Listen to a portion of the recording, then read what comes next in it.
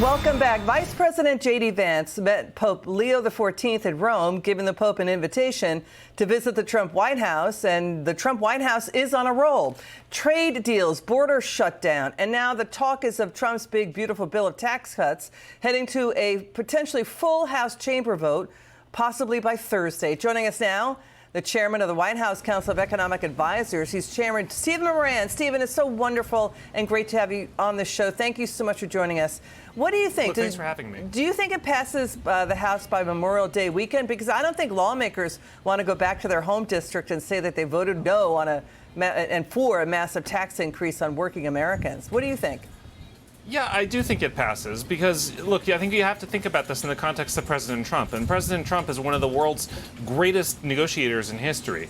And, I think everyone forgets that he's done hundreds of deals over the course of his career, in housing, in commercial real estate, in financial markets, and yes, too, also in politics, international trade. And if anyone can bring these different factions together and get them to agree on one final text and get that text over the line, it's President Trump.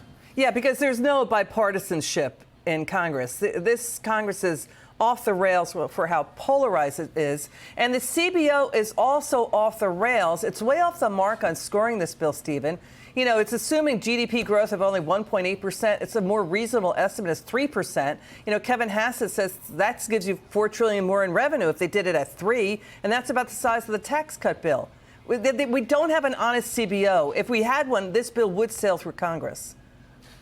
Look, that's correct. Unfortunately, a number of items that will raise revenue fall outside of the scope of what CBO does. You mentioned higher growth from this bill. This bill will absolutely create higher growth. And the Council of Economic Advisors today just released a paper, an analysis, a long paper. You can find it on our website, on the CEA website, where we find that the tax bill will raise GDP by 4.2 to 5.2%. It'll create 7 million new jobs, and it'll increase take-home pay for a typical family of four by about $8,000 to $13,000. So this bill is going to create an economic boom, and that creates stronger economic growth, which creates more revenue because people have more income to be taxed. Yeah, there you go. Companies have more. Yeah. That's it. I mean, historically, America has had 3 to 4% GDP growth. I mean, dating back to the 50s. You know, we also have this issue. House Republican hardliners, they want Medicaid work requirements sooner for able-bodied people. That's meant for women and children and the destitute, really those who can't work, not able-bodied people. But those work requirements are set to kick in, I think, in 2029. That means more, jiggery-pokery to just weaken that. And plus, they need to phase out the green energy tax credits for a lot of boondoggles there. Do you see all that stuff getting fixed?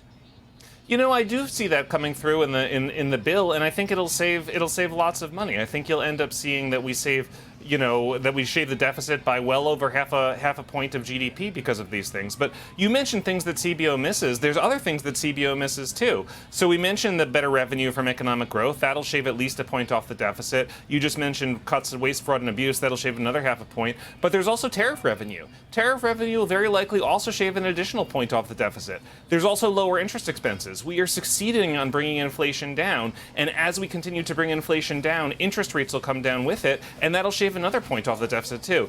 All this stuff falls outside of the scope of what CBO does with its score, and I just gave you 3 to 4 points of deficit, 3 to 4% of GDP worth of deficit reduction that CBO doesn't count. That's wild. I mean, Stephen, thank you so much. It was really enlightening. We appreciate you so much. Really interesting stuff. Good to see you, Thanks Mr. Moran. Please come back soon.